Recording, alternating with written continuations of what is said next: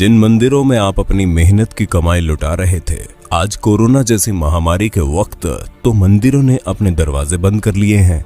मंदिरों में बैठे ब्राह्मण मंदिरों के खजाने पर कुंडली मारकर बैठे हैं। देश में इतनी बड़ी आपदा आई है, करोड़ों लोग घरों में कैद है। देश में मेडिकल उपकरण की भारी कमी है। देश आर्थिक तंगी से गुजर रहा है, लेकिन देश के मंदिरों ने एक पैसा भी दान नहीं किया। इन मंदिरों में बैठे ब्राह्मणवादी अरबों खरबों के चढ़ावे पर आसन लगाए बैठे हैं। ट्विटर पर हैशटैग मंदिर में दान देना बंद करो ट्रेंड चल रहा है। लोग कह रहे हैं कि जब मुसीबत के वक्त ही ना ही भगवान काम आ रहे हैं, ना ही उनके मंदिरों का चढ़ावा, तो फिर वो जा कहां रहा है। आइए आपको बताते हैं भारत के मंदिरों के पास कितना पैसा है। देश के अमीरों की बात आती है तो अक्सर अंबानी, टाटा और बिड़ला का नाम आता है।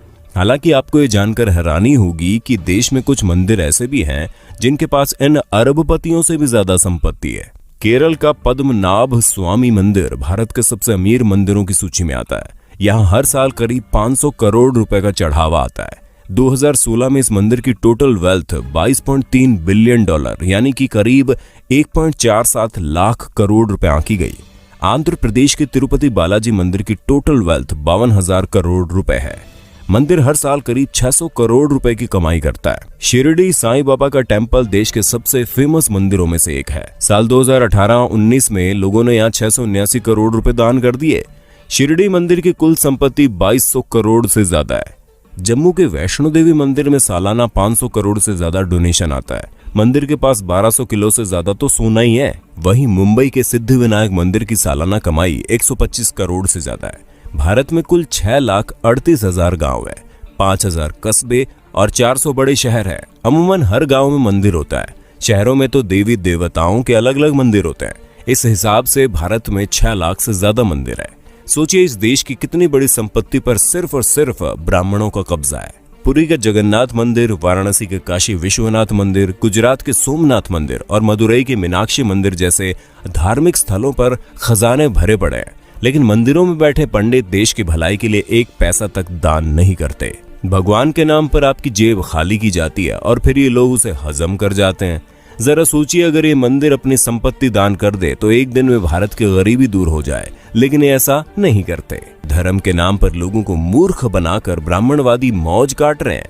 इसलिए अगली बार जब आप अपने बटुए से कोई नोट निकालें तो सोचिएगा जरूर कि आपके खून पसीने की कमाई पर कौन ऐश कर रहा है। मंदिर में या मस्जिद में सीमेंट की बोरी देने से पहले पड़ोस में देख लीजिए, अगर कोई गरीब हो तो आटे की बोरी पहले दीजिए। दान करना गलत नहीं है, लेकिन सोचने वाली बात है कि आखिर मंदिर में किए गए दान से किसका भला होता है। मंदिरों में दान करने वालों की मानसिकता क्या होती है। अपने देश में इतनी ज्यादा गरीबी है कि उनकी चिंता किसी को नहीं है। कई किसान भूख से मर जाते हैं, पर उनकी मदद करने के लिए कोई आगे नहीं आता। लेकिन मंदिरों में लाखों नहीं बल्कि करोड़ का गुप्त दान दिया जाता है। आखिर इस दान से हासिल क्या होता है, किसको मिलता है इसका लाभ। हम एक बात साफ कर दें, हम कोई नास्तिक नहीं है। भगवान ने हमारी भी उतनी आस्था जितनी होनी चाहिए। लेकिन सोचने वाली बात यह है कि आस्था जताने के लिए मंदिरों में दान करना जरूरी है। अगर नहीं तो फिर जो लोग मंदिरों में बेतहाशा दान करते हैं, उनके पीछे की मानसिकता क्या है। क्या उनको भगवान से किसी बात का डर रहता है? क्या ऐसे लोगों को जो कि काले धंधे करते हैं, उनके मन में बात रहती है कि वो भगवान के मंदिर में कुछ दान करके अपने पाप से बच जाएंगे?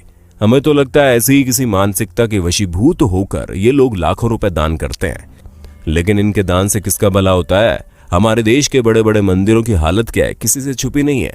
लाखों दान करने वालों के साथ वीआईपी और वीवीआईपी के लिए तो इन मंदिरों के द्वार मिनटों में खुल जाते हैं। इनको भगवान के दर्शन भी इनके मन मुताबिक समय पर हो जाते हैं। लेकिन आम आदमी को घंटों लाइन में लगे रहने के बाद भी कई बार भगवान के दर्शन नहीं होते। कभी कभी लगता है कि भगवान भी अमीरों के हो गए हैं, खासकर बड़े मंदिरों में विराजने वाले भगवान। शिरडी के साईं बाबा के दरबार के बारे में कहा जाता है कि वहां पर सभी को समान रूप से देखा जाता है। लेकिन हमारे एक मित्र ने बताया कि जब वो शिरडी गए थे तो वीआईपी पास से गए थे और उनको दर्शन करने में कम समय लगा।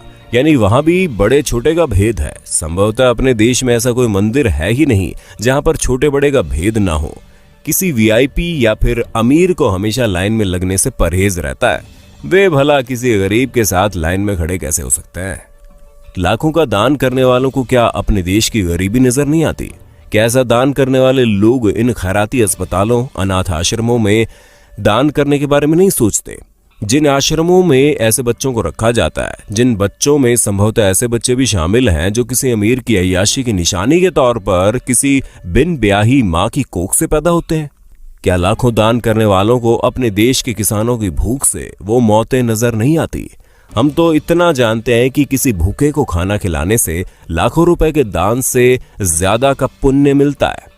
किसी असहाय और गरीब की मदद करने से उनके दिल से जो दुआ निकलती है वो दुआ बहुत काम की होती है।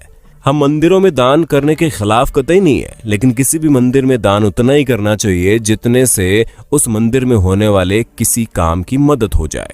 जो मंदिर पहले से ही पूरी तरह से